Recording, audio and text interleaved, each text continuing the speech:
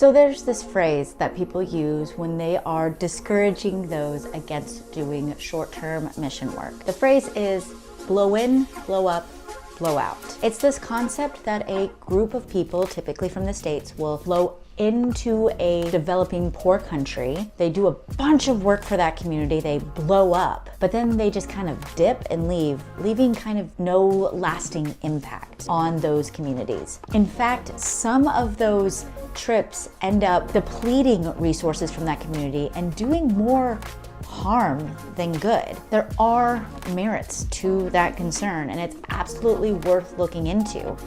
You want to make sure that you're being helpful, not hurtful, when you decide to donate to an organization or go on a trip. So how do you do that? How do you know whether or not an organization is going to be hurtful or is going to be helpful? It boils down to this idea of boots on the ground. But what does that phrase mean? I'll explain in just a minute, but before we jump into the explanation of a helpful trip versus a hurtful trip and what it looks like to have boots on the ground, let me introduce myself.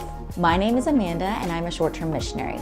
My goal is to help you understand the Great Commission just a little bit better by showing what mission work looks like in the everyday.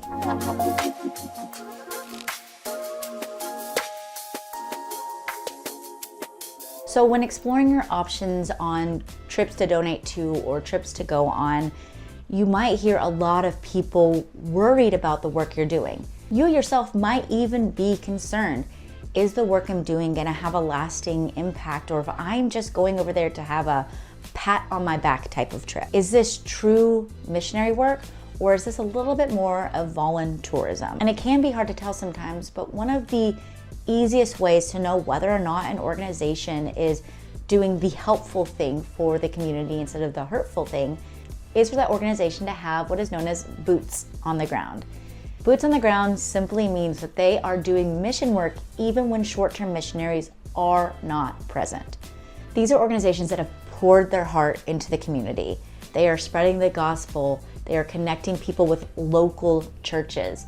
They are following up with those people. They are doing discipleship and continuing to grow the community even when short-term missionaries are not there. I can think of two really good examples off the top of my head of mission organizations that I know are doing boots on the ground really well. There's an organization in South Africa that I've worked with for a while, and my sister was a full-time missionary with them for a long time, and they do such a good job at incorporating the local community into what they're doing.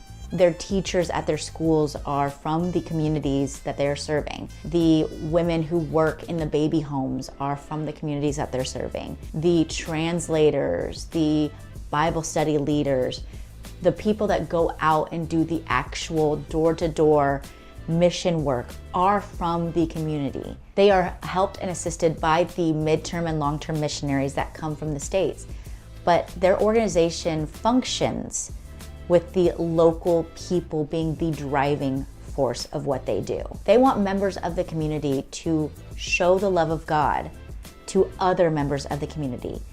And when a short-term missionary team comes in, it allows them to spread a little bit further than just their small cluster of nationals that work with that team. When you send short-term missionaries to help with the mission already happening, it allows their reach to be further.